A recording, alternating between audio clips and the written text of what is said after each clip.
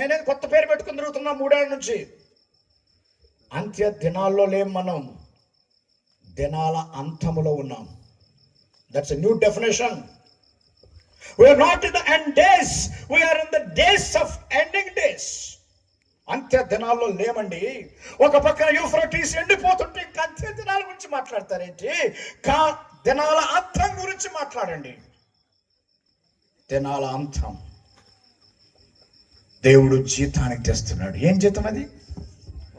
ప్రతి వాడు, ఇదిగో నేను త్వరగా వచ్చుచున్నాను, వాని క్రియల చొప్పున ప్రతి వారికి ఇచ్చుటకు సిద్ధపరిచిన.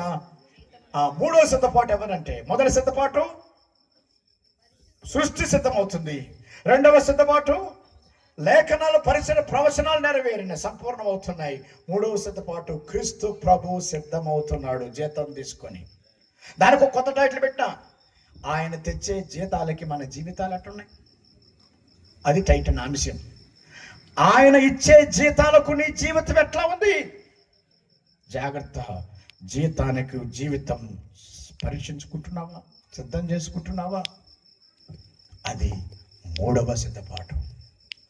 4వ సిద్ధపాటు ఏంటంటే మనం సిద్ధంగా ఉండాలి, పరిశుద్ధులు సిద్ధంగా ఉండాలి. నేను దానియేలు గురించి ఒకరోజు ప్రార్థన చేసిన, ప్రభా దానియేలు నాకు అర్థం కావట్లేదు.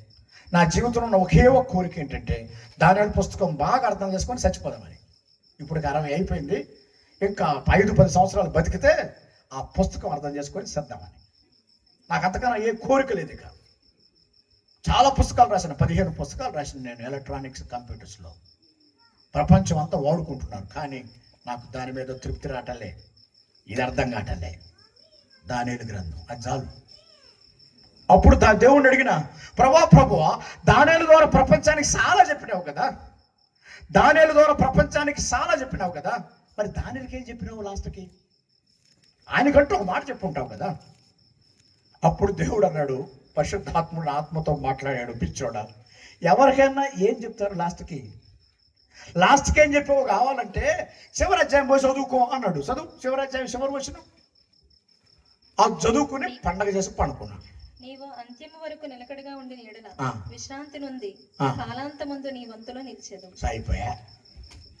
ఓ దానియేలా, నీ ద్వారా నేను ఎన్నో ప్రవచనాలు చెప్పాను అనుకుంటున్నావు కావాలా? నువ్వు పెద్ద గొప్పడు అనుకుంటున్నావు కావాలా? నువ్వు అంతము వరకు నిలకడగా నిలిచినడలా నీ వంతులో నిలుస్తావు, లేకపోతే ఎలుస్తావు. రేపు పరిశుద్ధుల తీర్పులో దరిద్రకుంటావా? దానియేలుకే ఇట్లాంటి మాటలు చెప్తే నాకెట్టా ఉంటుంది? వణుకు పుట్టింది.